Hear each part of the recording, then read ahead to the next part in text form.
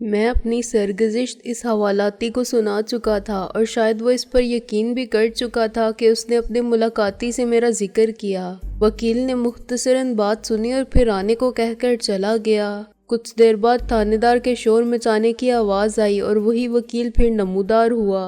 اس نے تھانے دار کو دھمکی دی تھی کہ بغیر فرد جرم عائد کیے کسی قسم کی شکایت یا FIR کی عدم موجودگی میں یہ حبس بے جا کا کیس ہے۔ اس نے مجھے اپنا بھائی ظاہر کیا اور تھانے دار کو بہت ڈرایا دھمکایا کہ وہ اس کے خلاف ہائی کورٹ میں رٹ کر دے گا۔ تھانے دار اتنی آسانی سے مجھے نہ چھوڑتا، لیکن وکیل سیانہ تھا۔ اس نے کہا کہ میرے بھائی کا دماغی توازن درست نہیں اور ہم اسے 3 دن سے ڈھونڈتے پھر رہے ہیں۔ وکیل کی یقین دہانی پر تھانے دار نے مجھے آزاد کر دیا، لیکن وکیل سے درخواست کی کہ مجھے سنبھال کر رکھے۔ 3 دن میں وکیل کے گھر رہا اور وکیل نے میری ساری بات سننے کے بعد کہا کہ وہ تصدیق کرے گا۔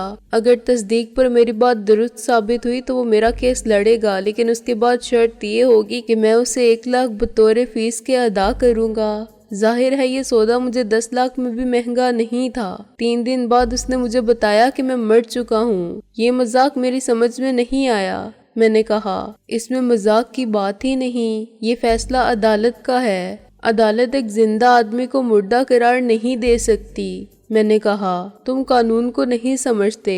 وہ بولا، اصل صورتحال یوں ہے کہ جب تمہارے گھر میں آگ لگی تھی تو گھر کے اندر 3 افراد تھے، تمہارے ماں باپ اور تم۔ ملبے میں سے 2 جلی ہوئی لاشیں نکلیں، ان کی شناخت ناممکن تھی، چنانچہ انہیں تمہارے والدین کی لاشیں قرار دے کر دفن کر دیا گیا۔ تمہاری لاش نہیں ملی تھی، چنانچہ تم لاپتہ رہے۔ تمہارے قریبی عزیز تو تھے نہیں، پاس پڑوس کے لوگ اور تمہارے والد کے دوست کیا کر سکتے تھے؟ وہ تمہاری واپسی کا انتظار کرتے رہے۔ تمہارا جلا ہوا مکان اسی طرح لاوارث پڑا رہا۔ تمہارے والد کے ایک پارٹنر نے 7 سال گزر جانے کے بعد عدالت کو درخواست دی کہ تمہاری موت کا سرٹیفکیٹ جاری کیا جائے۔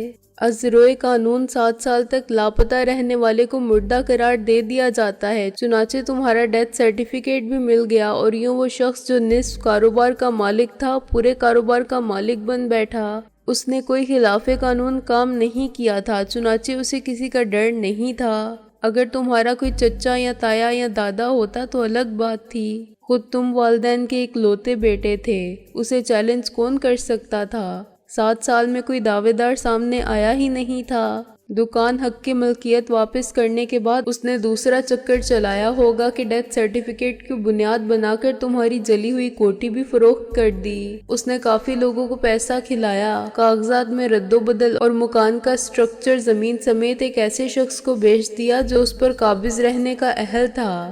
آج کل اس مکان میں ایک خطرناک سمگلر رہتا ہے۔ اب تمہارا معاملہ بہت پیچیدہ ہے۔ تمہیں اس عدالت میں درخواست دینا ہوگی کہ میں زندہ ہوں، اپنی شناخت کے ثبوت اور گواہ لانے ہوں گے، ان حالات کے گواہ پیش کرنے ہوں گے جن کی وجہ سے تم 12 سال روپوش رہنے پر مجبور ہوئے۔ یہ معاملہ تمہاری یادداشت کی گمشدگی کا ہے اور جس ہسپتال میں تم زیر علاج تھے وہاں 12 سال پہلے کا نہ کوئی ڈاکٹر ہے اور نہ ریکارڈ۔ اب تمہیں کسی میڈیکل بورڈ کے سامنے پیش ہونا پڑے گا جس میں ماہر نفسیات اور ڈاکٹر سب ہوں گے اور وہ مل کر طے کریں گے کہ کیا واقعی 12 سال تک تمہاری یادداشت تمہارے ساتھ نہیں تھی۔ یقیناً وہ سب فقیر اس کے گواہ ہوں گے اور وہ تمہارے دشمن ہیں اور تمہیں پہچاننے سے بھی انکار کر دیں گے۔ یہ ایک نہیں 1 درجن مقدمات ہیں۔ فوجداری تمہارے لیے ہر قدم پر قانونی ضابطوں کا مرحلہ ہے۔ خود کو خواجہ نیک محمد ثابت کرنا، یہ ثابت کرنا کہ تم 12 سال کہاں رہے اور میڈیکل بورڈ کو قائل کرنا۔ یاد رہے کہ تمہارا حریف لکھپتی ہے، تمہارے خلاف ہر ثبوت کو جھوٹ بنا سکتا ہے اور ہر گواہ کو منحرف کر سکتا ہے منہ مانگی قیمت دے کر۔ وہ تمہیں مروا بھی سکتا ہے۔ تمہارا تو مدعی بھی کوئی نہیں ہوگا۔ اس کے علاوہ جو مرحلے ہیں دکان اور مکان کا قبضہ لینے کے ہیں، دونوں مقدمات دیوالیہ نوعیت کے ہیں اور فریق ثانی اس پوزیشن میں ہے کہ مقدمات طول دے کر ہائی کورٹ تک لے جائیں اور اگر فیصلہ 20 سال بعد بھی تمہارے خلاف ہو تو بعید الامکان نہیں، پھر ذاتی دشمنی کا خطرہ الگ ہے۔ اس جیولر سے تمہارے مکان میں رہنے والے تک سب بدماش ہیں یا بدماش خرید سکتے ہیں، تم ان سے دشمنی کا تصور تک نہیں کر سکتے۔ اور تم کیا، میں ان سے نہ قانونی جنگ لڑ سکتا ہوں نہ غیر قانونی۔ کل کو وہ مجھے 1 لاکھ نقد دے کر تمہاری وکالت سے دستبردار ہونے پر مجبور کر دیں گے اور میں انکار نہیں کر سکوں گا، کیونکہ تم سے مجھے فوری طور پر پھوٹی کوڑی ملنے کی امید نہیں۔ تم 1 لاکھ کی جگہ 10 لاکھ بھی دو گے تو کب دو گے؟ 10 سال بعد یا 20 سال بعد؟ اور میرے لیے خطرہ بنا رہے گا، شاید مجھے اپنے پلے سے ہی تمہیں کھلانا پڑے۔ آخری بات یہ کہ تمہارے دعوے کی نوعیت بھی رقم مانگتی ہے۔ دعویٰ دائر کرنے کے لیے اس پر کم سے کم 25-30 ہزار کی کورٹ فیس لگے گی، وہ کون دے گا؟ قصہ مختصر، اس نے مجھ سے کہا کہ وہ میرے لیے کچھ نہیں کر سکتا اور مجھے اتنا ہی غنیمت جاننا چاہیے کہ وہ مجھے پولیس کے قبضے سے نکال لایا، ورنہ مجھے پاگل خانے میں بند کر دیا جاتا۔ اب بہتر یہی ہے کہ میں جان بچا کے نکل جاؤں۔ زندگی کی قیمت ایک مکان اور ایک جیولر کی دکان سے بہت زیادہ ہوتی ہے۔ میں نے کہا، بھاڑ میں گیا مکان اور جہنم میں گئی دکان۔ مجھے تو بدلہ لینا ہے اپنے ماں باپ کے قاتلوں سے اور سزا دینی ہے غاصبوں کو۔ وکیل دل کا برا نہیں تھا، اس نے پہلے تو مجھے سمجھایا کہ بندے کو عفو درگزر سے کام لینا چاہیے اور سزا و جزا کو یوم حشر پر اٹھا رکھنا چاہیے، مگر اس نے دیکھا کہ میں عقل سے سوچنے کے قابل ہی نہیں، تو اس نے مجھے ایک آدمی کا پتہ دیا کہ وہ تمہاری مدد کر سکتا ہے۔ اس شخص کا نام تو کچھ اور تھا مگر وہ بہرام دادا کے نام سے مشہور تھا۔ وہ بہت طاقتور شخص تھا، 6.25 فٹ قد اور بے حد مضبوط کسرتی جسم کا مالک، لیکن اس کی اصل طاقت کچھ اور تھی۔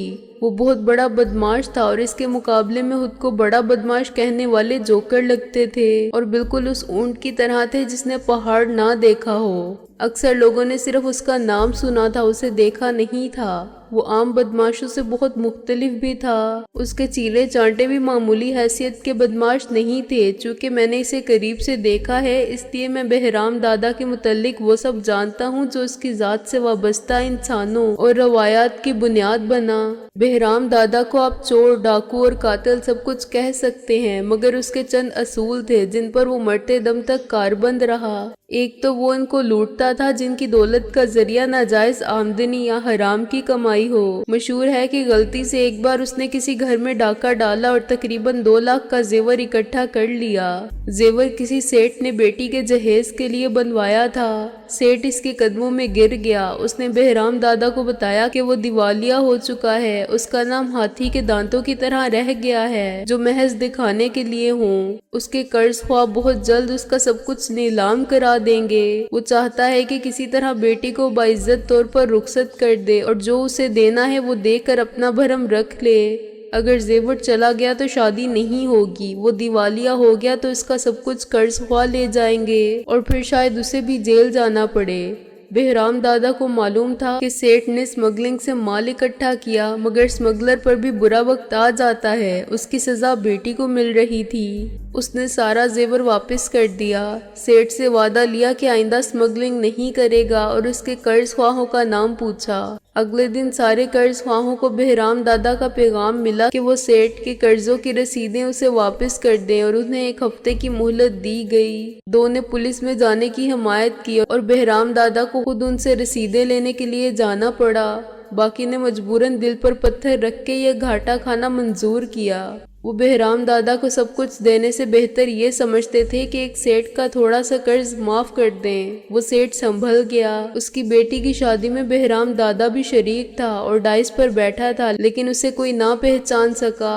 کمال کی بات یہ ہے کہ بہرام دادا نے کبھی ان سیٹوں پر ہاتھ نہیں ڈالا جنہوں نے اس کے کہنے پر رسیدیں واپس کر دی تھیں، بلکہ انہیں ٹیلی فون کر کے ان کا شکریہ ادا کیا۔ اس مثال سے تم سمجھ گئے ہوگے کہ بہرام دادا کس قسم کا آدمی تھا۔ وہ بڑے ٹھاٹ باٹ سے رہتا تھا، انتہائی معزز نظر آتا تھا، لیکن خود اس کے خاص آدمی بھی نہیں جانتے تھے کہ وہ اس وقت کہاں ملے گا۔ پولیس کبھی اس پر کوئی جرم ثابت نہ کر سکی۔ چشمدید گواہ عدالت میں بیان سے منحرف ہو جاتے تھے یا شناخت میں غلطی کر جاتے تھے۔ اس کے بارے میں یہ کہانیاں بھی مشہور ہیں کہ وہ اچانک کسی حقیقی ضرورت مند کے پاس جا پہنچا اور تعارف کروائے بغیر اس کی مدد کر کے لوٹ آیا۔ خیر یہ سب میں نے نہیں سنا تھا کیونکہ میں 12 سال سے شہر بدر تھا۔ اس وکیل کے کہنے پر میں نے بہرام دادا کی تلاش شروع کر دی۔ میں ہر جگہ پہنچا اور ہر بدماش کے اڈے سے معلوم کیا۔ لوگ مجھ پر ہنستے رہے یا مجھے ڈراتے رہے مگر میں نے اپنی جستجو جاری رکھی۔ ہر جگہ میں یہی کہتا کہ خدا کے بعد دنیا میں میرا کام بہرام دادا کے سوا کوئی کر ہی نہیں سکتا۔ کام کیا ہے یہ میں نے کبھی کسی کو نہیں بتایا۔ 15-20 دن میں میری کوشش کے نتائج ظاہر ہوئے۔ میں ایک جگہ چائے پی رہا تھا کہ ایک مظلوم و مسکین اور مریل سا آدمی اسی ٹیبل پر آ بیٹھا۔ ہم دونوں خاموشی سے چائے پیتے رہے۔ درمیان میں اس نے اچانک کہا کہ مجھے بہرام دادا نے بلایا ہے۔ میں بھونچکا رہ گیا۔ میں نے اس سے پوچھا کہ کہاں بلایا ہے تو وہ بولا کہ تمہیں اس سے کیا، وہ جہاں ہوگا مل جائے گا۔ میں نے اور کوئی سوال نہیں کیا اور خاموشی سے اٹھ کر اس چڑی مار جیسے شخص کے ساتھ ہو لیا۔ باہر ایک گاڑی کھڑی تھی۔ ہمارے بیٹھتے ہی ادھر ادھر سے 2 افراد نمودار ہوئے اور انہوں نے دروازے بند کر دیے۔ میں نے دیکھا کہ دروازوں کو اندر سے کھولنے کا کوئی انتظام نہیں ہے۔ تم کو بہرام دادا سے کیا کام ہے؟ ڈرائیور نے کہا۔ جو کام مجھے بہرام دادا سے ہے وہ میں تمہیں نہیں بتا سکتا۔ میں نے کہا میں ہی بہرام دادا ہوں۔ ڈرائیور نے اسی سکون اور اطمینان کے ساتھ کہا۔ میں دوسری بار صدمے سے بے ہوش ہوتے ہوتے بچا۔ میرے دونوں طرف اور آگے بہرام کے ساتھ بیٹھا ہوا آدمی سب مسلح تھے مگر بالکل خاموش تھے۔ میری کہانی لمبی ہے، کیا ہم کہیں بیٹھ کر بات نہیں کر سکتے؟ میں نے کہا ہم کھڑے ہوئے نہیں ہیں۔ بہرام دادا نے کہا گاڑی سارا دن چل سکتی ہے، اس شہر کی سڑکیں لمبی ہیں یا تمہاری بات ان سے بھی لمبی ہے؟ میں نے اسے اول تاخیر سب بتا دیا۔ معلوم نہیں اسے پوری آبیتی سنانے میں میرا آدھا گھنٹہ صرف ہوا یا 1 گھنٹہ، لیکن جتنی دیر تک میں بولتا رہا سب خاموش رہے۔ صرف ایک بار درمیان میں بہرام دادا نے کہا تھا سگریٹ، اور اس کے ساتھ بیٹھے ہوئے شخص نے اسے سگریٹ جلا کر دی تھی۔ گاڑی ایک ہی رفتار سے مسلسل چلتی رہی۔ اگر یہ سب سچ ہے، بہرام دادا نے میرے خاموش ہو جانے کے بعد کہا، تو ہمیں معلوم ہو جائے گا۔ پھر اس نے گاڑی روکی اور مجھے اترنے کے لیے کہا، کل اسی جگہ تم کو جواب مل جائے گا۔ میرے کچھ کہنے سے پہلے گاڑی روانہ ہو گئی۔ میری نظر نمبر پلیٹ پر گئی مگر پلیٹ اوپر اٹھی ہوئی تھی اور الٹی تھی۔ اگلے دن میں اسی ریسٹورنٹ میں اسی میز پر سر جھکائے بیٹھا تھا کہ بہرام دادا میرے مقابل آ بیٹھا۔ وہ ہمیشہ اتنی غیر متوقع بات کرتا تھا کہ دوسرے آدمی کے ہوش گم ہو جائیں۔ تم نے جھوٹ نہیں بولا تھا، وہ بولا، ورنہ تمہاری قبر تیار تھی۔ اب میں نے اسے پیغام بھجوا دیا ہے کہ قبر تیار ہے۔ کسے پیغام بھجوا دیا ہے؟ میں نے بمشکل تمام کہا، اسی کو جس نے تمہارے کاروبار پر قبضہ جما رکھا ہے۔ وہ بولا، تم کو وہ سب کچھ مل جائے گا جو تمہارا حق ہے۔ بہرام دادا ابھی تو آپ حق دلوا دیں گے۔ میں نے کہا بعد میں میری حفاظت کون کرے گا؟ تم خود اپنی حفاظت بھی نہیں کر سکتے۔ وہ مجھے شرمندہ کرتے ہوئے بولا، کیا چاہتے ہو آخر؟ میں انتقام لینا چاہتا ہوں۔ میں نے کہا مجھے یقین ہے کہ میرے والدین کو اسی سور کے بچے نے مروایا ہے جو اب مالک بنا بیٹھا ہے۔ میں اپنی بیوی اور اپنے بچے کے قتل کا بدلہ بھی لینا چاہتا ہوں۔ میں ان 12 سالوں کی قیمت بھی وصول کرنا چاہتا ہوں جب مجھے مجبور کیا گیا کہ میں بھیک مانگوں۔ مجھے پیسہ نہیں لینا ہے، مجھے بدلہ لینا ہے۔ میں دھاڑے مار مار کے رونے لگا۔ بہت سے لوگ ہماری طرف متوجہ ہو گئے مگر بہرام دادا اسی متانت سے بیٹھا رہا۔ باپ سب کے ہی مرے ہیں، اس نے مجھے تسلی دینے اور لوگوں کو سنانے کے لیے کہا۔ میں اس کے ساتھ چل دیا۔ باہر اس کی وہی گاڑی کھڑی ہوئی تھی۔ میرے اندر بیٹھتے ہی 2 آدمی نمودار ہوئے اور آگے بیٹھ گئے۔ ان میں سے ایک نے ڈرائیونگ سیٹ سنبھال لی۔ آج شیشوں پر پردے رکھے تھے، چنانچہ میں باہر نہیں دیکھ سکتا تھا۔ جب گاڑی رکی تو میں نے خود کو ایک کوٹھی میں پایا۔ مجھے ایک کمرہ دے دیا گیا اور یہ سمجھا دیا گیا کہ میں کوٹھی سے باہر نہ نکلوں۔ کوٹھی کے اندر میرے کہیں آنے جانے پر کوئی پابندی نہیں تھی اور میں ایک بٹن کے عوض ہر چیز طلب کر سکتا تھا۔ کوٹھی میں دن بھر سناٹا رہتا تھا۔ بہرام دادا سے پھر میری ملاقات بہت دیر تک نہیں ہوئی۔ تیسرے دن مجھے میز پر ایک اخبار نظر آیا، مشہور صراف کی دکان میں ڈاکہ۔ مجھے بہرام دادا نے دھمکی دی تھی۔ بدنصیب مالک کا بیان، میں نے خبر کو غور سے پڑھا، یہ میری ہی دکان کے بارے میں تھی اور خبر میں یہ بھی تھا کہ ڈاکو دکان میں جھاڑو پھیر گئے ہیں۔ اس سے میں نے یہ بھی اندازہ کر لیا کہ میرے کاروبار پر غاصبانہ قبضہ کرنے والوں نے بہرام دادا کے پیغام کو نظر انداز کیا ہوگا۔ وہ پہلے شرافت سے اپنا مطالبہ پہنچا دیتا تھا۔ پولیس کے سامنے اس شخص کے بیان سے یہ بھی اندازہ ہوتا تھا کہ اس نے بہرام سے ٹکر لینے کے لیے قانون کا راستہ لیا ہے، تاہم اس کے بعد بھی نہ مجھے بہرام دادا نظر آیا اور نہ پولیس کو اس کے بارے میں کوئی مصدقہ شہادت دستیاب ہوئی۔ جس رات ڈاکہ پڑا، بہرام دادا ایک شادی میں شریک تھا اور سارے باراتی ہمہ وقت اس کی موجودگی کے گواہ تھے۔ میں اس قید تنہائی سے گھبرا گیا تھا۔ میں نے گھر کے ملازموں سے کہا، مگر وہ خود نہیں جانتے تھے کہ بہرام دادا کون ہے، کب آتا ہے اور کب جاتا ہے۔ 7ویں دن ایک شخص آیا جسے میں نے پہلے کبھی نہیں دیکھا تھا۔ اس نے مجھ سے کہا کہ پشاور جانا ہے۔ باہر ایک نئی کار کھڑی تھی۔ میں اس کے ساتھ بیٹھ گیا اور شادرے کا پل پار کرنے کے بعد 2 افراد گاڑی رکوا کے ہمارے ساتھ آ بیٹھے۔ ان دونوں کو میں نے پہچان لیا۔ یہی مجھے پہلے دن بہرام دادا کے ساتھ کار میں نظر آئے تھے۔ میں نے ان سے بات کرنا چاہی تو انہوں نے مجھے جھڑک دیا۔ کیا تم مجھے بہرام دادا کے پاس نہیں لے جا رہے ہو؟ میں نے کہا، یہ تم نے کیسے فرض کر لیا؟ ان میں سے ایک نے غرا کے کہا، مجھے ان کا شکریہ ادا کرنا تھا۔ میں نے خواہ بات بڑھانے کے لیے کہا، اسے تمہارے شکریہ کی ضرورت نہیں۔ دوسرا بولا، اب بولو گے تو گاڑی سے اتار دیں گے۔ پشاور پہنچنے میں ہمیں 6 گھنٹے بھی نہیں لگے۔ اس سے میں نے اندازہ کیا کہ وہ گاڑی کو کتنا تیز چلا کے لائے ہیں۔ لاہور سے پشاور تک کا فاصلہ 350 میل ہے۔ جی ٹی ایس اڈے کے پاس گورنمنٹ بوائز اسکول آیا تو گاڑی رکی اور بہرام دادا نے ڈرائیور کی جگہ سنبھالی۔ اس کا چہرہ بالکل سپاٹ رہا، یوں جیسے وہ کوئی اجنبی ہو۔ اس نے نہ اپنے کارنامے کا تذکرہ کیا نہ پروگرام کا۔ میں نے اس کا شکریہ ادا کرنا چاہا تو اس کے ایک ساتھی نے مجھے پھر خاموش کر دیا۔ تم رستہ بتاؤ۔ وہ بولا، فقیروں کا وہ ڈیرا کہاں ہے؟ اس وقت تو وہاں کوئی بھی نہیں ملے گا۔ میں نے کہا، وہ سب رات کو آتے ہیں، بس کوئی ہوا تو عورتیں ہوں گی یا پھر وہ لڑکیاں کہیں سے لائی گئی ہوں گی، ہم دیکھ لیں گے۔ وہ بولا۔ میں ان کی رہنمائی کرتا گیا یہاں تک کہ ڈیرا سامنے نظر آنے لگا۔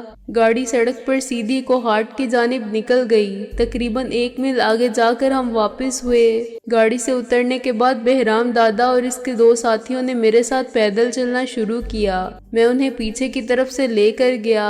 ایک چٹان کی اوٹ سے بہرام دادا نے پورے علاقے کا جائزہ لیا اور ہم واپس آ گئے۔ بہرام دادا نے مجھے وہیں چھوڑ دیا اور انتظار کرنے کو کہا۔ میں گھبرا گیا کہ کہیں پکڑا نہ جاؤں، لیکن میں بہرام دادا کی مخالفت کیسے کرتا؟ دوپہر سے شام اور پھر رات ہو گئی۔ بھوک پیاس سے میرا برا حال ہو گیا اور میں ایک چٹان کے پیچھے لیٹ گیا۔ رات کے 8 بجے ڈیرے کی طرف کچھ شور ہوا۔ میں چونک کر اٹھ بیٹھا۔ میں نے کچھ عورتوں کو دیوانہ وار سڑک کی طرف جاتے دیکھا۔ اسی وقت ڈیرے کو چاروں طرف سے آگ نے اپنے گھیرے میں لے لیا۔ آگ اتنی تیزی سے آگے بڑھ رہی تھی کہ چند سیکنڈ میں میرے اور ڈیرے کے درمیان آگ کا دریا حائل ہو گیا۔ اندر رہ جانے والوں میں کسی کے لیے بھی بچ کر نکل جانے کا سوال ہی پیدا نہیں ہوتا تھا۔ ڈیرے کی ہر جھونپڑی جل رہی تھی اور اس کے آس پاس کا علاقہ 50 گز تک جل رہا تھا۔ کوئی نکلتا بھی تو کدھر سے نکلتا؟ میں اس نظارے میں محو تھا کہ کسی نے پیچھے سے میرے کندھے پر ہاتھ رکھا۔ تم یہاں تماشا دیکھنے نہیں آئے تھے؟ بہرام دادا نے کہا۔ ویسے بھی تماشا تو ختم ہو گیا۔ کیا وہ سب موجود تھے؟ میں نے کہا۔ ہاں، میں نے ان سے پوچھ لیا تھا اور انہوں نے اعتراف جرم کر لیا تھا۔ وہ بولا، لڑکیوں کو میں نے چھوڑ دیا۔ میری ذہنی کیفیت بہت عجیب تھی۔ میرے ذہن پر سے آدھا بوجھ اتر گیا تھا۔ میں اپنے بیوی بچوں کے قاتلوں سے انتقام لے چکا تھا، ان سب کا انتقام لے چکا تھا جن کے گھروں کی آبرو کو ان فقیر نظر آنے والے ڈاکوؤں نے نیلام کیا تھا۔ میں ان کو نہیں جانتا تھا، لیکن میرا ان سے انسانیت کے نام پر رشتہ تو تھا۔ میں اپنی ذلت و خواری کا انتقام لے چکا تھا جو میں نے بے غیرت بن کے زندگی کے لیے ہاتھ پھیلا کے اٹھائی تھی۔ یہ سب اس سے بھی زیادہ سخت اور عبرتناک سزا کے مستحق تھے، مگر خدا ایک حد تک ظالم کی رسی دراز کرتا ہے، اس کے بعد یہ رسی پھانسی کا پھندا بن کے انہی کے گلے میں لٹک جاتی ہے۔ واپس لاہور پہنچنے کے بعد مجھے بہرام دادا نے اچانک سڑک کے کنارے اتار دیا۔ میرا کام ابھی باقی تھا، چنانچہ میں نے اسے روکنے کی اور یہ پوچھنے کی کوشش کی کہ پھر میں کب اور کہاں اس سے مل سکتا ہوں، لیکن وہ جواب دیے بغیر نکل گیا۔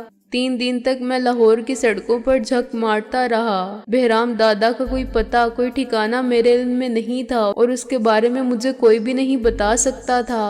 عام لوگوں میں یہ تاثر پیدا کیا جاتا تھا کہ بہرام دادا کا حقیقی وجود کوئی نہیں اور کچھ پیشہ ور مجرم محض یہ نام اپنی دہشت بٹھانے کے لیے استعمال کرتے ہیں، لیکن کچھ اسے بہرام ڈاکو ثانی سمجھتے تھے، کچھ اس لیے کہ نام کے اعتبار سے بھی وہ بہرام تھا اور کچھ اس سے منسوب شجاعت اور ذہانت کی روایت کے باعث جن سے وہ سیٹھ ساہوکاروں کا دشمن اور غریبوں کا ہمدرد ثابت ہوتا تھا۔ یہی کیفیت پولیس کی تھی۔ اصل بہرام دادا ایک کار تھا اور اسے دولت کی کوئی کمی نہ تھی، مگر اس کی شخصیت بے حد پراسرار تھی۔ کئی بار اسے جائے واردات پر موجود افراد نے شناخت کیا، تصویر سے بھی اور صورت سے بھی۔ کئی بار اس کی تصویر تک اتار لی گئی، مگر بعد میں ہر شہادت غلط ہو گئی۔ بہرام دادا کی زیادہ معتبر اور عزت دار گواہوں نے ثابت کر دیا کہ وہ کہیں اور موجود تھا۔ وہ صرف ایک بار گرفتار کیا گیا تھا، لیکن اس کی فوراً ضمانت ہو گئی تھی اور بعد میں اس سے پولیس کے خلاف متعدد مقدمات قائم کر دیے تھے۔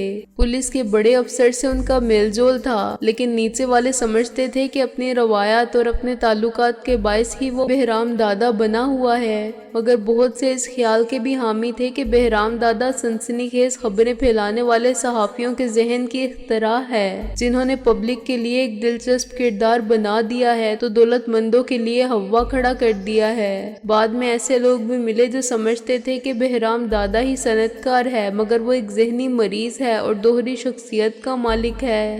وہ پیشہ ور مجرم نہیں ہے، جرم کرنا اس کی دماغی بیماری ہے، جیسے کچھ لوگوں کو سوتے میں چلنے کی بیماری ہوتی ہے۔ خیر، 3 دن کی آوارہ گردی میں میرا گزر ایک بار اپنی دکان کے سامنے سے ہوا۔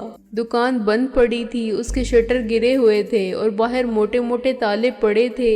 اسی روز میں نے خبر پڑھی کہ انشورنس کمپنی نے دکان میں ہونے والی چوری کے نقصانات کی تلافی کرنے سے انکار کر دیا ہے۔ پولیس نے دکان کے مالک کو حراست میں لے کر پوچھ گچھ شروع کر دی ہے، کیونکہ جائے واردات سے چوری ہونے کا کوئی ثبوت نہیں ملا۔ ایک سیلز مین نے یہ بیان بھی دیا ہے کہ اپنی دکان کا سارا مال خود سمیٹ کر بیمہ کمپنی سے رقم وصول کرنے کا منصوبہ خود سیٹھ نے بنایا تھا اور اسے بھی شریک کرنا چاہا تھا، لیکن اس نے انکار کر دیا۔ پولیس اس سے جعل سازی کا اقرار کرنے کے لیے تفتیش کے تمام حربے آزما رہی تھی اور اس سے پوچھنا چاہتی تھی کہ خود اپنی دکان میں ڈاکہ ڈال کے اس نے مال کہاں چھپایا ہے۔ اس خبر کو پڑھ کر میرا رواں رواں مسرت سے سرشار ہو گیا۔ اس خبیث نے جو کچھ کیا تھا اس سے زیادہ بھگت رہا تھا اور صاف ظاہر تھا کہ اس میں بہرام دادا کا اثر و رسوخ کار فرما ہے۔ اسی نے پولیس کو یہ لائن دی ہوگی، خود جب پولیس چوری کو چوری نہیں مانے گی تو مدعی کیسے ثابت کرے گا کہ چوری تھی؟ رہی صحیح کسر سیلز مین کے بیان نے پوری کر دی تھی۔ شاید اسے بھی بہرام دادا نے ہی سمجھایا ہوگا کہ کس قسم کا بیان دینے سے وہ محفوظ رہے گا۔ اگر بیمہ کمپنی نقصانات کی تلافی کر دیتی تو وہ سنبھل جاتا، مگر اسے تو لینے کے دینے پڑ گئے تھے۔ وہ بہرام دادا کے خلاف بیان دینے کا خمیازہ بھگت رہا تھا۔ دوسرے دن میں اپنے مکان کو دیکھنے گیا تو وہاں عجیب منظر تھا۔ ہر طرف مسلح پولیس کھڑی تھی۔ شاید ادھر ادھر سادے کپڑے والے بھی ہوں گے جو ہر آتے جاتے مشکوک آدمی پر نگاہ رکھتے ہوں گے۔ کوٹھی کی دیواروں پر سرچ لائٹس نصب کی جا رہی تھیں اور بیرونی دیوار کے اوپر خاردار تاروں کی باڑ لگائی جا رہی تھی۔ تار لگانے والوں کے ساتھ الیکٹریشین کام کر رہے تھے، جس سے میں نے اندازہ کیا کہ وہ تاروں میں کرنٹ بھی چھوڑ دیں گے۔ یہ تمام انتظامات خود ثابت کرتا تھا کہ اس کوٹھی میں رہنے والے اسمگلر کو بہرام دادا کو یہ پیغام ملا تھا اور اس نے چیلنج قبول کرتے ہوئے اپنی حفاظت کے لیے ایسا بندوبست کرنے کا فیصلہ کیا تھا کہ چڑیا کا بچہ بھی پر نہ مار سکے۔ نہ جانے کیوں مجھے یقین تھا کہ یہ سب مل کر بھی بہرام دادا کا مقابلہ نہیں کر سکتے۔ میں یہ جاننا چاہتا تھا کہ بہرام دادا نے اس کوٹھی میں رہنے والے اسمگلر سے کیا کہا ہوگا۔ غالباً کہ جس طرح جعل سازی کے ذریعے وہ کوٹھی کا مالک بن بیٹھا ہے، اسی شرافت سے وہ کوٹھی اصل مالک خواجہ نیک محمد کے نام کر دے۔ اس نے صاف انکار کر دیا ہوگا اور کہا ہوگا کہ تم میرا جو کچھ بگاڑ سکتے ہو بگاڑ لو۔ اگلے دن کے اخبار میں تفصیل آ گئی۔ اس بلڈنگ کو دھماکے سے اڑا دیا گیا تھا۔ حفاظت کرنے والے اسی طرح گولہ بارود لیے باہر کھڑے رہ گئے۔ جو اندر تھے وہ مکینوں کے ساتھ ہی خاکستر ہوئے۔ پولیس کو یقین تھا کہ باہر سے کسی نے کوئی بم نہیں پھینکا۔ بارودی مادہ عمارت کے نیچے کئی جگہ رکھا گیا تھا، جس سے عمارت کی دیوار بھی سلامت نہیں بچی تھی۔ ابتدائی تفتیش میں یہ بات سامنے آئی کہ دھماکہ کرنے والوں نے پچھلی طرف سے گٹر لائن میں اپنا راستہ بنا دیا تھا اور غالباً پولیس کی وردی میں تھے کہ کسی نے ان کی صورتوں پر غور نہیں کیا اور وہ اندر کے حصے میں 4 جگہ بارود رکھ کر چلے گئے جہاں گٹر لائن کے ڈھکن تھے۔ اس بات کی وضاحت وہ بھی نہیں کر سکتے تھے کہ اس بارودی مادے کو آگ کس طرح لگی اور کیسے لگائی گئی۔ کیا انہوں نے خودکار فیوز استعمال کیے تھے؟ اس بات کی طرف صرف ایک رپورٹر نے اشارہ کیا تھا کہ ممکن ہے خود انہی میں سے کسی نے تخریب کاری کروائی ہو جو حفاظتی انتظامات کر رہے تھے۔ اسمگلر نے دھمکی ملنے کے بعد اپنے بیوی بچوں کو کہیں منتقل کر دیا تھا، چنانچہ وہ اکیلا ہی مارا گیا۔ اس عمارت کے ملبے پر بعد میں دوسری عمارت کھڑی کی گئی جو اب تک موجود ہے، لیکن اس سے میرا کوئی تعلق نہیں تھا۔ جس سے مجھے انتقام لینا تھا میں لے چکا تھا، مگر اب مجھے احساس ہونے لگا تھا کہ میرے ہاتھ پھر کچھ نہیں آیا۔ آخر مجھے بھی تو کچھ ملنا چاہیے تھا، یہ سب کچھ میرا ہی تھا۔ میں 12 سال تک بھیک مانگتا رہا اور میرے ساتھ جو کچھ زمانے نے کی اس کے بدلے میں مجھے کیا ملا؟ زندہ رہنے کے لیے بھی تو کوئی سہارا ہونا چاہیے۔ بے شک یہ سب جو میرا تھا میں قانونی طور پر حاصل نہیں کر سکا تھا، اور اگر بہرام کی مدد سے کر لیتا تب بھی اس پر اپنا قبضہ برقرار نہیں رکھ سکتا تھا۔ اگر مجھے 10-20 ہزار ہی مل جاتے تو میں کوئی کام شروع کر دیتا۔ ان دنوں میں مجھے بہرام دادا کی ہر وقت تلاش رہی، اس امید میں کہ شاید کوئی پھر مجھ سے رابطہ قائم کرے۔ میں اسی ریسٹورنٹ میں جا بیٹھا جہاں پہلی بار ایک شخص مجھے بہرام کے پاس لے جانے کے لیے پہنچا تھا، اور میں جاتا بھی اسی وقت تھا۔ چنانچہ وہیں میری توقعات پوری ہوئیں اور ایک شخص مجھے اپنے ساتھ لے گیا۔ ایک مرتبہ پھر میں پردہ نشینوں والی گاڑی میں بیٹھا اور گاڑی کو وہی شخص چلا کے لے جا رہا تھا۔ نہ جانے کتنے مور کاٹنے کے بعد کار چلتے چلتے رکی تو میں اترا۔ اس کوٹھی میں آنے کا مجھے اتفاق نہیں ہوا تھا۔ مجھے اپنے ساتھ لانے والے کا چہرہ ضرورت سے زیادہ سنجیدہ تھا اور اس نے مجھ سے کسی قسم کی گفتگو نہیں کی تھی۔ کوٹھی میں بھی وہی مجھے اندر لے گیا۔ اندر مکمل سکوت تھا۔ ایک سے دوسرے کمرے میں ہوتا ہوا میں بالآخر اس شخص کی رہنمائی میں آخری دروازے تک پہنچا۔ اندر ایک بیڈ کے گرد 2 نرسیں بے داغ سفید یونیفارم پہنے کھڑی تھیں۔ ایک ڈاکٹر سرہانے لگی ہوئی بہت سی مشینوں پر نظر رکھے کچھ لکھتا جا رہا تھا۔ دوسرا ڈاکٹر اس شخص پر جھکا ہوا تھا جو بستر پر سیدھا لیٹا ہوا تھا، اور وہ پورا کمرہ کسی ہسپتال کے ایمرجنسی وارڈ کی طرح نظر آتا تھا۔ بستر پر لیٹے ہوئے آدمی کو میں نے قریب جا کے پہچانا۔ وہ بہرام دادا تھا۔ اس کے چہرے اور سر کے گرد پٹیاں لپٹی ہوئی تھیں اور باقی جسم سرخ کمبل کے نیچے دبا ہوا تھا۔ دائیں بائیں گلوکوز اور خون کی بوتلیں لٹکی ہوئی تھیں اور ان میں سے ایک ایک قطرہ ٹپک کر بہرام دادا کی رگوں میں اترتا جا رہا تھا۔ مجھے دیکھ کر اس نے ہاتھ باہر نکالا اور ہلکا سا اشارہ کیا۔ مجھے ساتھ لانے والے نے چٹکی بجائی۔ آپ سب لوگ ذرا سی دیر کے لیے باہر تشریف لے جائیں، وہ بولا۔ ہم اس حالت میں، ان میں سے سینئر نظر آنے والے ڈاکٹر نے احتجاج کیا۔ حالت کا کوئی سوال نہیں، یہ حکم ہے، وہ بے رخی سے بولا۔ چلیں جلدی کریں، لیکن ہماری عدم موجودگی میں کچھ ہوا تو اس کے ذمہ دار ہم نہیں ہوں گے، ڈاکٹروں نے باہر کا رخ کرتے ہوئے کہا۔ اس کے لیے آپ لوگوں پر کوئی ذمہ داری عائد نہیں کی جائے گی، اس شخص نے کہا اور خود بھی سب کے ساتھ نکل گیا۔ بہرام دادا، یہ آپ کو کیا ہو گیا ہے؟ میں نے دروازہ بند ہوتے ہی اس کا ہاتھ تھام لیا۔ کچھ نہیں، چوٹ لگ گئی ہے معمولی سی، وہ بولا۔ تیرا کام تو ہو گیا نا؟ کیا یہ چوٹ میرا کام کرتے ہوئے آئی ہے؟ میں نے صدمے سے نڈھال ہو کے کہا۔ کس نے بتایا ہے تجھے؟ وہ بولا۔ خیر چھوڑ، اصل بات سن جس کے لیے میں نے تجھے بلایا۔ تو نے کہا تھا کہ مجھے مال و دولت کچھ نہیں چاہیے، تو صرف بدلہ لینا چاہتا تھا۔ مال تیرا تھا اور تجھے اس کو لینے کا پورا اختیار تھا، مگر تو ڈرتا تھا۔ میں نے ایسا بندوبست کر دیا ہے کہ تیرا حق تجھے مل جائے اور تجھ پر حرف بھی نہ آئے۔ تیرے اصل دشمن جو تجھے جانتے تھے باقی نہیں رہے، پھر بھی ذرا بچ کے رہنا۔ پھر اس نے مجھے کاغذ کا ایک پرزہ دیا جس پر ایک نقشہ بنا ہوا تھا۔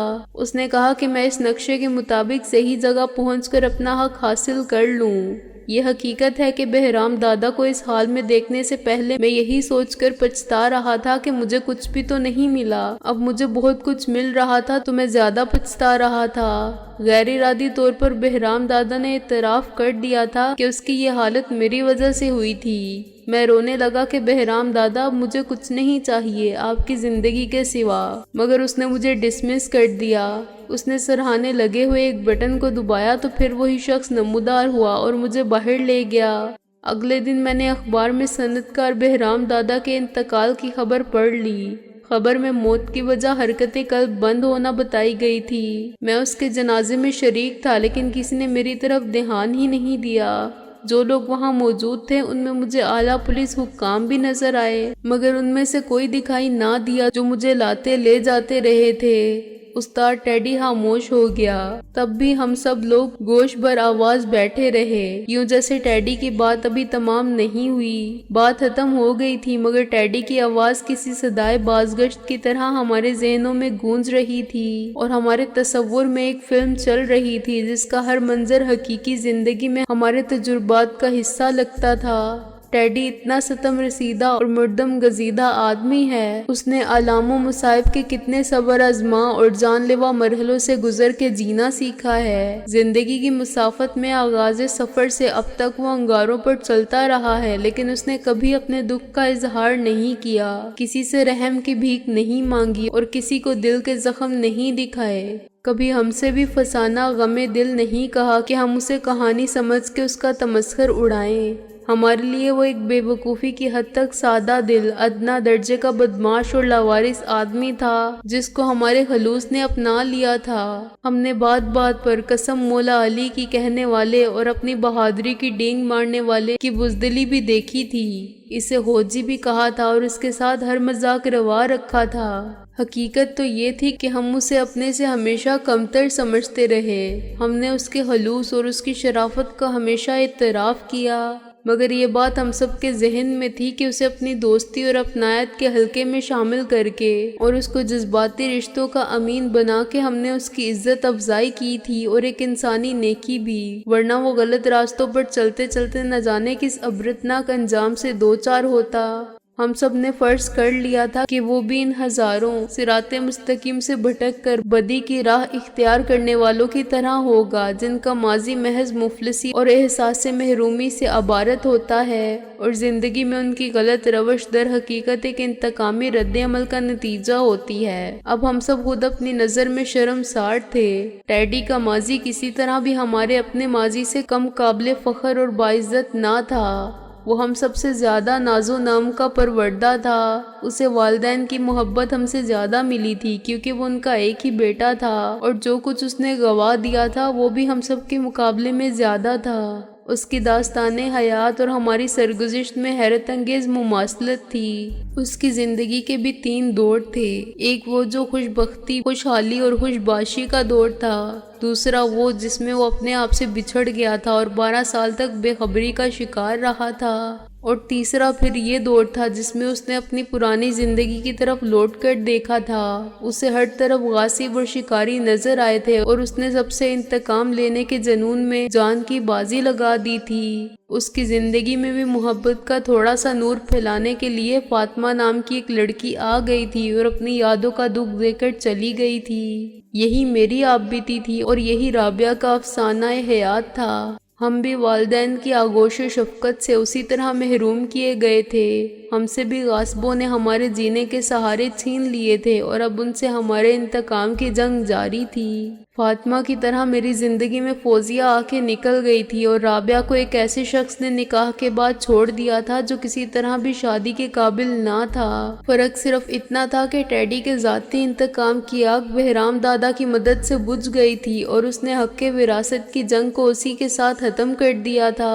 اب ہم سب واقعات، حادثات اور اتفاقات کے اس سلسلے پر غور کر رہے تھے اور ہمارے ذہن پر سوالات کی یلغار تھی۔ وہ صندوق جسے ہم نے حقارت اور تمسخر کے ساتھ ہر خطاب دیا تھا، بیک وقت قارون کا خزانہ بھی ثابت ہوا تھا اور پنڈورا کا باکس بھی۔ اس میں 2 لاکھ سے اوپر کا سونا تھا اور اس استاد ٹیڈی کہلانے والے خواجہ نیک محمد کا پرعذاب ماضی بے رحم یادوں کے ساتھ بند تھا۔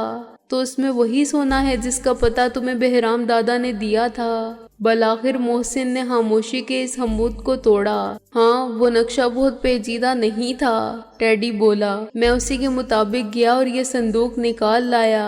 یہ کتنے عرصے پہلے کی بات ہے؟ رابعہ بولی۔ تقریباً 4 سال ہو گئے، ٹیڈی نے کہا۔ اور تم 4 سال سے اس خزانے کو اسی طرح لیے پھر رہے ہو؟ میں نے کہا۔ کسی مقصد کے بغیر؟ تم نے اس سے کوئی فائدہ نہیں اٹھایا؟ رابعہ نے کہا۔ بلا وجہ غربت اور تنگ دستی کی زندگی بسر کرتے رہے، حالانکہ اس سے تم بہت کچھ کر سکتے تھے، محسن بولا۔ اور جو کچھ تم کرتے وہ اس سے یقیناً بہتر ہوتا جو تم کرتے رہے تھے۔ تم لوگ تو مجھے بیوقوف ہی کہو گے، وہ بولا۔ لیکن سکندر بادشاہ، جب بھی مجھے خیال آتا تھا کہ میں اس سونے کو نکالوں تو مجھے بہرام دادا کی یاد آ جاتی تھی۔ وہ میری وجہ سے مارا گیا تھا۔ مجھے یقین ہے کہ اس اسمگلر کی کوٹھی میں دھماکہ کرتے ہوئے کوئی ایسا حادثہ پیش آیا تھا جس میں وہ مہلک طور پر زخمی ہو گیا تھا۔